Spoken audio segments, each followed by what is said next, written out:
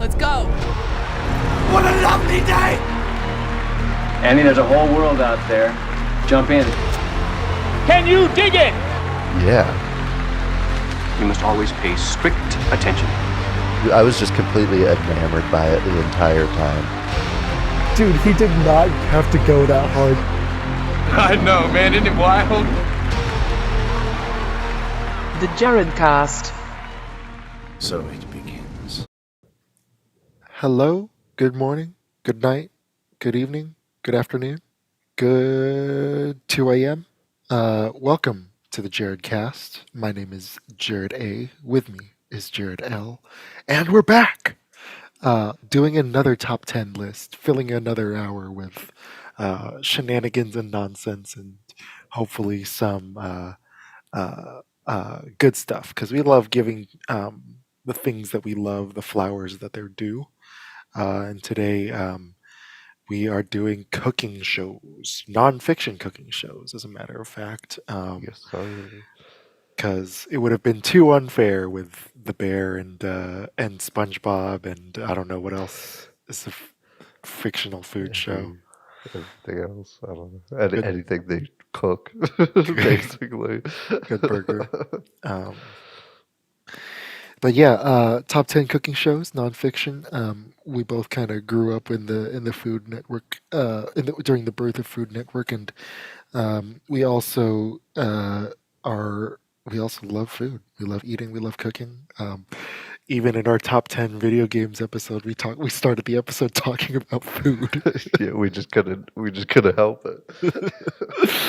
Oh man, but yeah, was it your parents that got you into like cooking TV and all that stuff? Yeah. And you'll see that with my number 10 too. It's definitely one of those. They got me into it, and then like my mom always liked kind of schlocky reality TV competition shows like Big Brother and Survivor and stuff. I was like, what if that, but like cooking? It's like on my own. I started watching the competition ones, but there's definitely like probably half of this list is because of them. For sure, for sure. Well, cool. Why don't you kick us off with your first one? I'd love to. This was probably I completely forgot about this show until we started doing this episode. It was probably the first cooking show I watched. Just with my mom, she would always make dinner, and this would be on. Like even if she wasn't cooking along, sometimes she was, and that's Rachel Ray's 30-minute meals. Amazing. Yeah. It honestly, it might like subconsciously be the reason I like to cook. Like that was the realization I came to with this. Like literally since day one, this shit was on. We had Rachel Ray like pots and pans and stuff. Like she was the queen of the Lombardo house. And for good reason. She's got the charisma, she's got the talent, she's got the white suburban mom appeal. She ticks all the Food Network boxes. You are absolutely correct. Rachel Ray's a freaking legend. Um, it was between. That's the one. That's the live show, right? Yeah. Okay, yeah. Um, it sadly missed my list because I had another live show in mind that I wanted to include. But yeah, I very, very narrowly would have included this. I love Rachel Ray. I think she's Yeah. a national treasure. Absolutely. And even though he's technically not from here, I think Gordon Ramsay is a national treasure as well. Um, I kind of get Gordon Ramsay fatigue after a while, so this is Fair. the only Gordon Ramsay show that will be on my list. But I think Kitchen Nightmares is just the perfect background TV. I think it's perfect background TV. It's up there with The Office as my favorite background TV. Um, just seeing how stupid people in this country can get, and seeing Like, oh my god, like him cursing, like watching it uncensored, especially like when when he sees like slimy chicken or something. Like, it's fantastic. Yeah, There's it's so many brutal. there's so many great Gordon Gordon Ramsay memes that started from Kitchen Nightmares. There's the legendary Nino. There's a whole bunch of them, and this Yeah. guy who tries to serve him a Wagyu burger and a slice of cheese and doesn't give him a bun. He's like, and like it's just so good. It's so Yeah. good from start to finish. Kitchen Nightmares is the way to go. Yeah, I think my favorite moment will still always be when some lady's crying because they don't have sourdough buns and she has to get like wheat or something instead. And it's just perfect. So good. Yeah, I love Kitchen Nightmares. Also, he's always just like the kindest to the wait staff. They're always like the most normal functioning person. They're like, yeah, it sucks here. He's like, it does suck here. is the best. love it. Yeah, 10 out of 10. My number 9 is just peak gluttony. just just the most disgusting American just overconsumption you could possibly think of. And that's saying a lot compared to some of these on my list. And that's Man versus Food. Watching Adam Richmond just take on either super spicy or way too much of any and everything will never not be entertaining to me. Sure, it's like the most wasteful shit in the world, and you just feel bad watching it, and you feel gross and nasty, but you can't look away. He eats a literal kitchen sink full of ice cream. I'm gonna watch it. I'm sorry. It's just gonna happen. If Rachel Ray was the thing first started watching with my mom, Man versus Food is the thing I first started watching with my dad. it was the yin to her yang, and I love it. I was desperately hoping that this would make your list, and I'm so glad it did. We literally became regulars at a hot dog spot near us because it was on that show, and we're like, well, we gotta go. Hell yeah, hell yeah. My number 9 is the live show that I had in mind that I sadly had to choose over Rachel Ray because this was run by the first chef that I kind of felt close to. One of the great things about I guess the whole idea of celebrity chef is like you felt like you knew these people, especially when they were really charismatic. Of course, people in the food world knew like who was great and who was everything, but this was the first era of TV where we really got to know what people's personalities were like in the kitchen and outside the kitchen. And so for my number 9, I gotta kick it up a notch with Emerald Live. I love Emerald Lagasse. He's one of my favorite people on the planet. I'm sad that he's not doing as much TV now, but I'm happy that he's still in his element, bringing New Orleans slash general American fusion to the country. And I just love him. His little antics. Bam! Every time he puts something spicy in there, he's the best. I can't get enough of Emerald Live. Yeah, I actually never watched this. Ooh, It never came on my radar, so maybe I'll have to catch an episode. If he can dethrone Rachel Ray, he must be worth a damn. it's just a personal one for me, just because he came first, I think. Yeah, that's fair. My number 8 is the first of many, or at least multiple, cooking competition shows and I think its like shtick is probably the best out of them. I don't think it's the best, obviously, because it's a number 8 as a whole. But I think just their I don't know, their gimmick is my favorite, and that's Chopped. I love me some Chopped. It's an easy one to just like throw on. It was never one where I'd like watch all fucking 54 seasons of, but like anytime I'm in the mood to watch some cooking and watch people get kind of on their toes and have to get creative, Chopped is a great option. Always entertaining.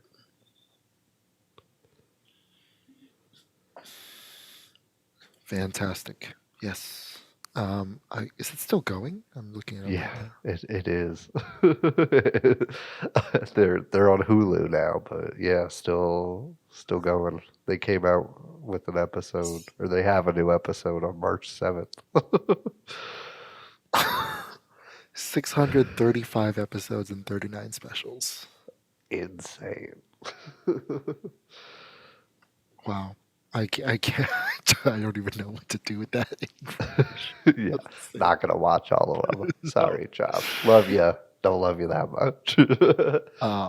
My number 8 is not nearly as long running, but it's been fun to follow. It's been fun to see this host grow and see this show turn into multiple.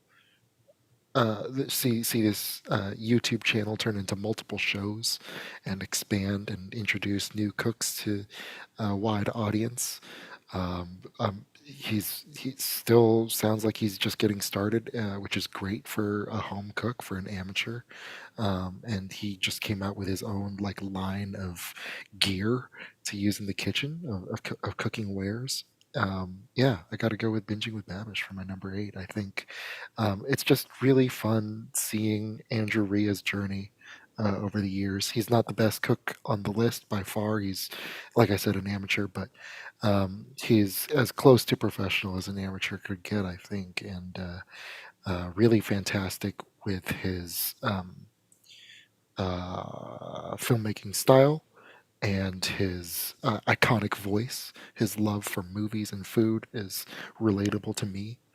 Yeah, I love it. Yeah, Love the show. an amazing pick. I didn't include it because I think, like you were saying before we recorded, there's one that you weren't sure if it counted. I don't know if this is the one you were talking about. I had the same thought process. I was like, it's a tough fight already. I'll just leave it off. But I'm glad you have it because I absolutely love him. I've got his cookbook. It's fantastic. Yeah, a great talent in the modern cooking media sphere. Fuck yeah. um, my number 7 is a mainstay in the cooking media sphere because it's Gordon Ramsay with Kitchen Nightmares. Our first crossover. Yeah, it's just great. It's endless entertainment. Fucking people are psycho, and I love it. Anything that just like features the craziest people on earth, I will watch 100% without a doubt. Like that's just how I am. So good, dude. Imagine thinking to yourself that it's fine. We'll serve him microwave lasagna. Yeah. You know he's coming. You like it's. He doesn't wear a disguise. Like, just put any effort in, man. You're on TV.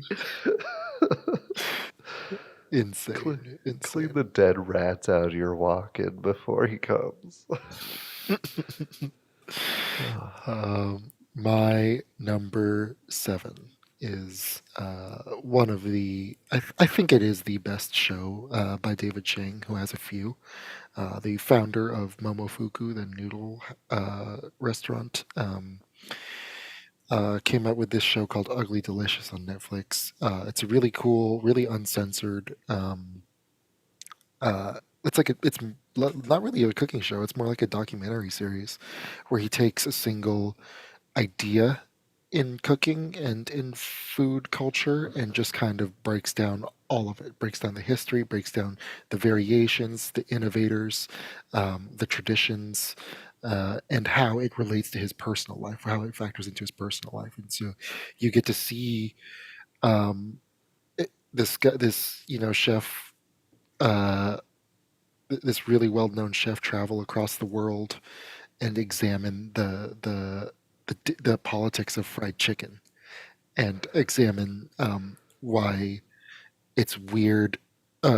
Why it's weird for some people to eat it and it's not weird for others to eat it, and why people have that struggle in the first place.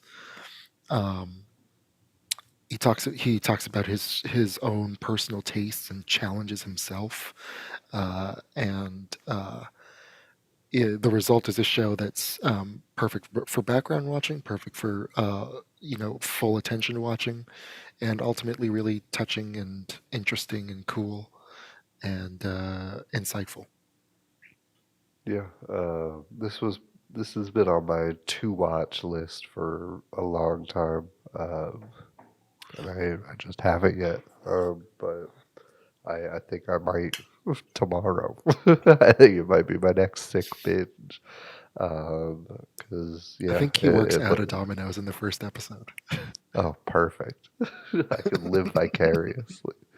Um, my number six is one that I'd be surprised if it didn't have crossover at some point on this list, because it's the Chef Show.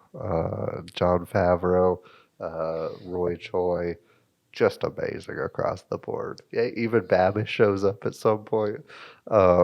It's just such love for food, and I love that there's no time wasted. There's not like a long-winded intro. It just cuts to them in the kitchen. They're like, okay, so we're in the middle of this. You want to cut your basil like this?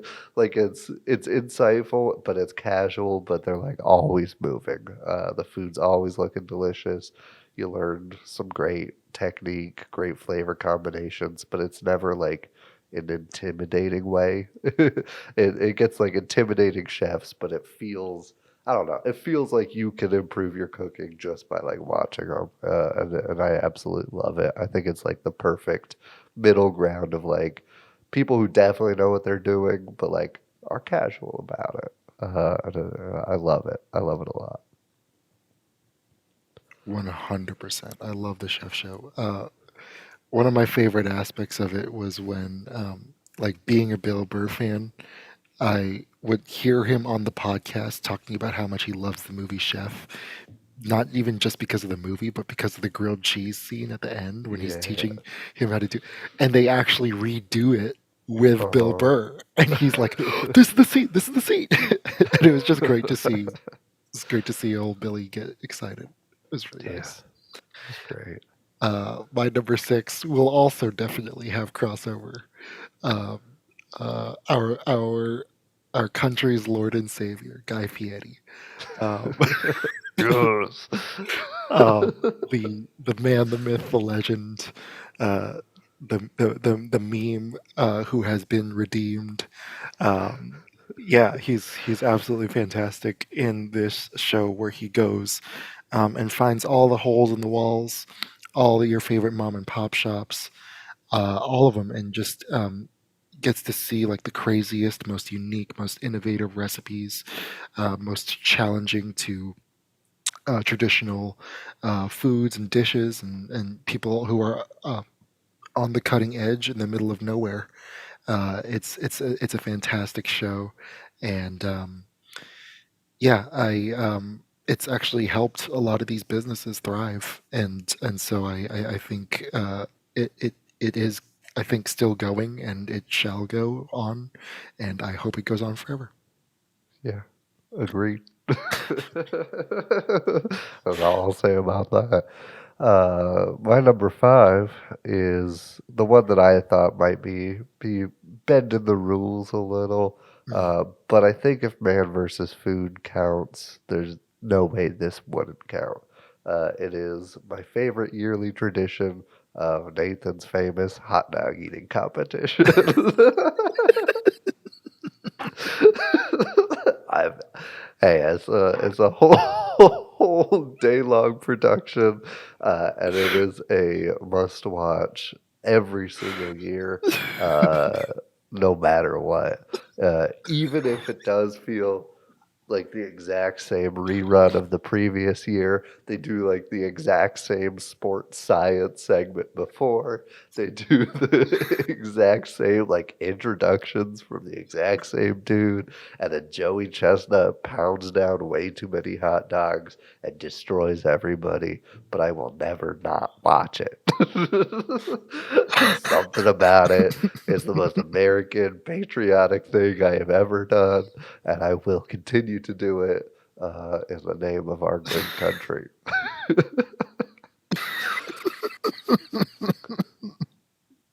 That was beautiful. That was beautiful. I agree that it counts, but holy shit. I love that it's on your list. I love that. And it was tough not to put it higher, but I was like, there's just not a lot of variation to it. But like literally if what's his name? Why can't I remember it? I'm gonna hate myself for this. Matt Stoney? No. Matt Stoney's a fucking rookie. What's his name? Kobayashi. If Kobayashi was still allowed to compete and didn't get fucked out of it, it would be like number one because there would actually be competition. But since it's just Joey Chestnut running the board every year, you get kind of bored of it. I like that there's always like one really fat dude in there that's just just not even trying to win. Just there for breakfast.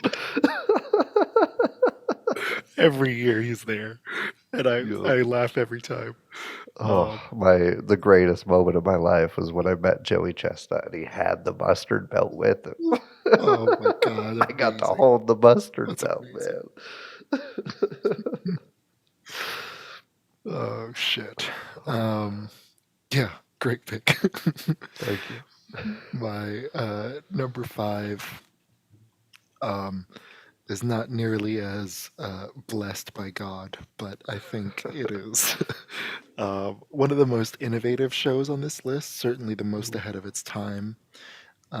Before YouTube was even an idea, this movie or this series was influencing it. Was influencing the people that would make food on it. Because it was actually run by someone who was not just an accomplished cook, an accomplished connoisseur, but someone who was actually like an accomplished filmmaker who innovated the Steadicam technique for REM. Of course, Alton Brown's Good Eats is my number 5. I think this show was one of my favorites as a little kid. I'm glad that it's revived. I have not seen the new incarnation of the show yet. But I've seen the trailer. It looks just as good. He just has a different hairstyle, and which is no hair. I'm just kidding. Sorry, Alton. Love you. Get fucked, Alton. You're the best. I love you. Yeah, I love Good Eats. So much fun. So funny. So witty. And so nerdy without being, but still being cool. Like I love it. Yeah. A great pick. Narrowly missed my list, which is kind of sad. I got no Alton on my list, which is like literally like a fucking war crime for this topic. But I just watched him a little less, and that's all it came down to, really. But absolutely deserving of all the praise he gets and of being on a list, nonetheless. Also, probably also on the Mount Rushmore of cooking television. If I had to make the Mount Rushmore, it would probably be Alton, Gordon Ramsay, Guy Fieri, and Anthony Bourdain. My number 3 or 4, not 3, is Parts Unknown. which really like no reservations. You could kind of also just tie. Both are amazing. But something about Parts Unknown is just incredible. Just going to most remote places he can and eating some local grub. He is a endlessly interesting character, endlessly fascinated by food, and it's infectious anytime you watch it. Um, and just like being able to see the little nooks and crannies of the world, from like remote jungles to Koreatown in LA. Like he hits everything, and every single episode is damn near perfect. And it's incredible. I love it. I can't get enough of it. 100%. Yeah, my number 4. I guess it's kind of another alternate, but I'm not choosing the American version of this show. I'm going to go with the original Japanese version, which when I saw it on Food Network, it was dubbed in Japan. It was dubbed in English, so it was very confusing for me because it was the first time I saw people talking without moving their lips correctly, and like I had no idea what was going on. I was way too young. Like, why is this a ventriloquist cooking Yeah. show? Um, it's also, I think, it's the first time I heard Hans Zimmer's music. Which is insane. Like I didn't know Yeah. that until I was doing my research for this list. Like I was like, this whole time, Iron Chef was music was Hans Zimmer. Of course, I of didn't course. know that. It's the most flamboyant shit ever. If you want to talk about game shows, you got to go with something that's Japanese, man. I Yeah. love Iron Chef. I would literally cry when the Iron Chef lost. That's how much I loved this show as a little kid. So many great things about it. It's also the origin story of Bobby Flay. The original announcer was this really kind of over the top aristocrat caricature played by Takeshi Kaga.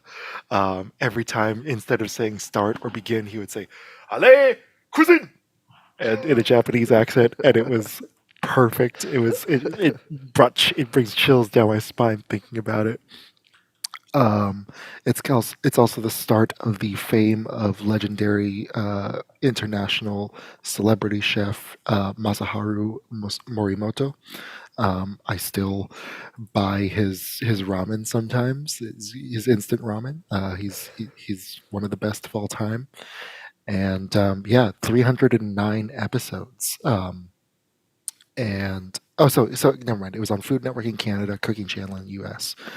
But yeah, it was really really awesome. A lot of famous chefs got their start on this show, being the ones to challenge the Iron Chefs. The format of the show still holds up to this day. We're on like the third version of it, the third reboot of it. And it still works. It's still awesome. Got to go with Iron Chef. Yeah. I've never seen the Japanese one, but the American one also narrowly missed my list. I'll just have to check that one out too. There's no reason not to. My number 3 is, I mean, it just had to be there. In terms of wholesomeness, it just can't be beat. Of course, I'm talking the Great British Bake Off. Sorry, Mary Berry, I'm Team Prue. I think it gets better with age. The newer seasons just kind of tickle me a bit more, but nonetheless, this entire series is absolutely amazing. I love it.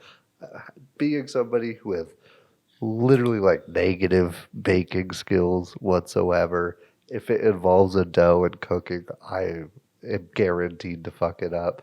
I am just amazed by the most basic shit. They could be making cookies, and I'm like, I don't know how this wizardry happens, and I think it gets some bonus points for that. It's a lot of fun. it's wholesome. It's nice to see a competition show where the competitors are actually like rooting for each other instead of just like wishing death upon each other like any American show. Um, it's just a great watch. It's delightful through and through. Yeah.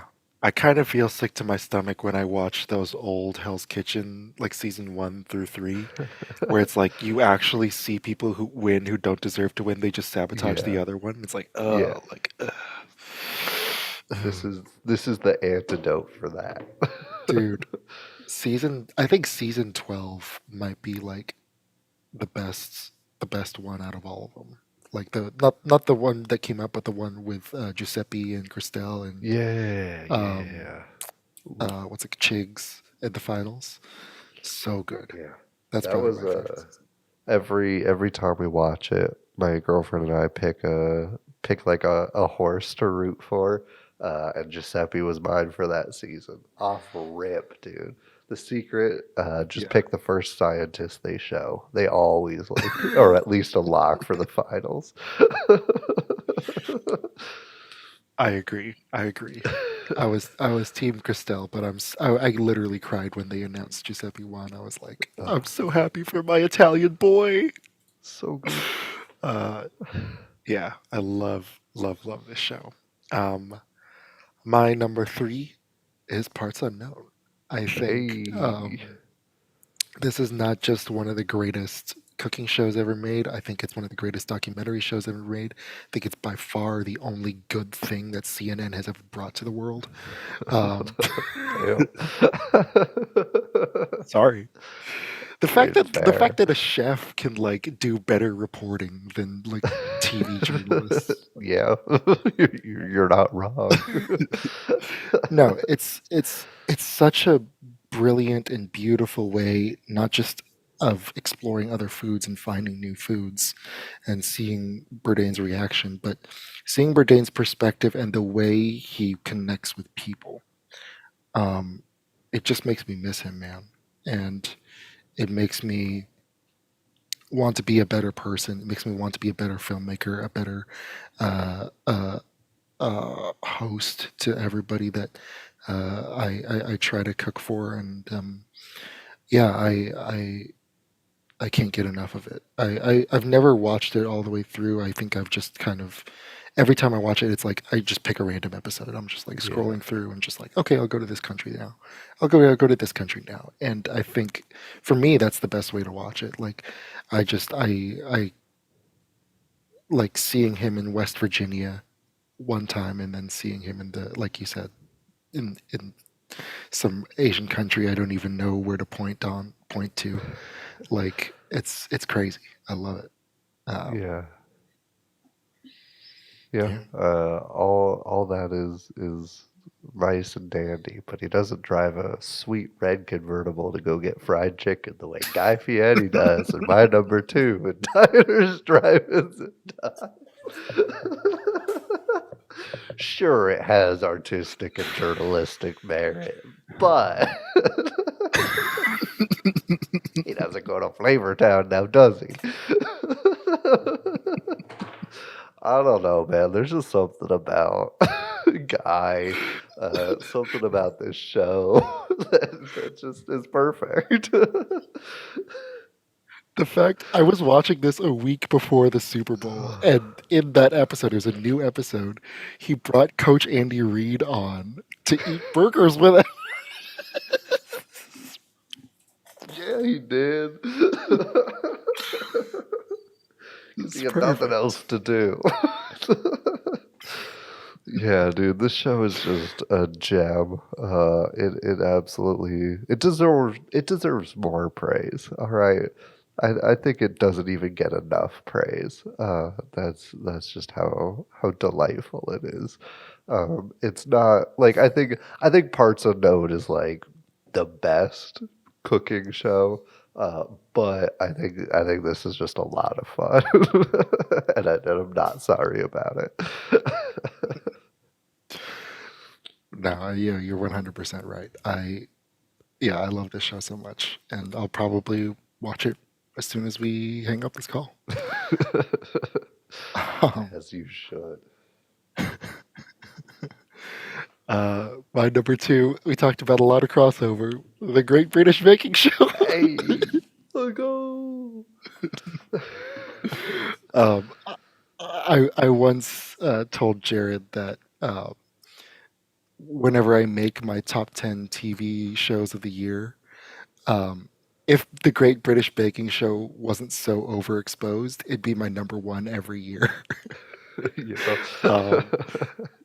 I know it's just a logistical thing because the tent is white. That's fine. I don't blame them. But yeah, it's just it's it's a goddamn delight every time. Yeah. I literally, I think I started with season 8 or something like that, or season 9. But 3 episodes into the season, and I'm already like, "Damn it, Martha! You overproofed the pretzel!" Like, I'm like, You got to account for how hot the tent is. I know that the editing towards the deadline is super Yeah. exaggerated, and yet my heart beats faster every single time. They're like, you got 30 seconds left, and then it's like quick cuts for the next 5 minutes. I fall for it every time, every episode. I'm so glad it's weekly. Otherwise, I would probably develop an anxiety disorder. This show is so amazing, and it's so beautiful, and so goddamn wholesome. Yeah, especially last season, where like the skill level wasn't as high as previous seasons, but it was still just so much fun to watch. Yeah, amazing show. Yeah, absolutely. And it taught Mango about post-production color correcting. Because she's like, why is everything so like green? It's like they just take a little bar and move it to the right a bit. And now we're on our way to making her an editor. Yeah, I absolutely love Bake Off. I can't get enough of it. But my number one has to go to just the tackiest, most schlocky, just over the top shit ever. Like, it's too much. It's a cartoon of itself, but I can't get enough. And it is Hell's Kitchen. I love it, man. It's the absolute tackiest. Motherfuckers are sweating like no other. And I love it. It's so baity with its editing. It's like the sound effects are incredible. It's everything you shouldn't do to take yourself seriously, and I love it. I laugh at the production of it. I laugh at the editing of it. I laugh at the people they get to go on it. But at the end of the day, I'm still invested. I'm still like rooting for people. I'm still weeping tears when people overcook something. And I'm still 100% invested despite how just like cartoonish it is. I love it. Of course, man. I've unfortunately never eaten at the Hell's Kitchen, which I had an opportunity to do on New Year's Eve, but it was fully booked when I was there in Vegas, so I was very disappointed. But yeah, it's an excellent show. One of Gordon Ramsay's best. I do wonder what puts it over the edge for you, like MasterChef or Hell's Kitchen, because I feel like there's always two camps, and I feel like the arguments are always valid for either. Yeah. I just don't like the judges on MasterChef that much. Okay. Yeah. like apart from Gordon, I just think I think having the singular judge works better with like obviously like the diners and the exceptions. But I don't know. I think the other two just kind of detract from the experience, and that's what it comes down to for me. Yeah. No, I feel it. Yeah. I definitely get Joe fatigue for sure. Yeah. But yeah, so many great moments in Hell's Kitchen that I love it. It's great. Um, my number one is The Chef Show. I really, really love this show. I think everything that I loved about Binging with Babish, Ugly Delicious, Good Eats, Diners, Drive-ins, and Dives, and a little, you can feel Bourdain's influence on Roy Choi. They were very close friends before Bourdain passed, and you could. It's not parts unknown, but you could still kind of see that, like, oh, okay, he Yeah. definitely had an influence on the next generation. It's like parts. No. Um, yeah, I love the love that's in every single shot, in every single frame of this show. I love the use of the Cuban music from the film Chef that they reincorporate into the thing, and so it feels, even though it's kind of it's more of a spiritual sequel to the movie. It still works. Yeah, like I said earlier about Bill Burr, like there's so many fantastic guests. You can see Gwyneth Paltrow, like who normally, like I think a lesser producer and a lesser filmmaker would try to make her look kind of hokey on her show, and they actually show like her, like honestly, and show the kind of the light side of her cooking recipes and her tastes. And I like that there's literally no hate in it, despite all the money and all the resources that they have. They only use it to uplift other people. They also taught me how to make kimchi, which I still use that recipe when I try to make it, and it works. It's so good. And yeah, got to go with The Chef Show. Hell yeah. I was starting to think that maybe I had you wrong. I was like, is it not? Is he not as obsessed with this as I thought? No, it's the one that I've rewatched the most for sure. Like I've Yeah. probably watched all of it like 3 times. Damn. Yeah, it's deservedly so. It's fucking fantastic. Hell yeah, hell yeah. Alrighty, folks. Well, that was our top 10 cooking TV shows. Let us know if we're missing any. I'm sure we are, because there was such a big boom in the late 90s. So let us know what your favorites are in whatever comments and whatever thing you're watching. And yeah, we love you. Goodbye.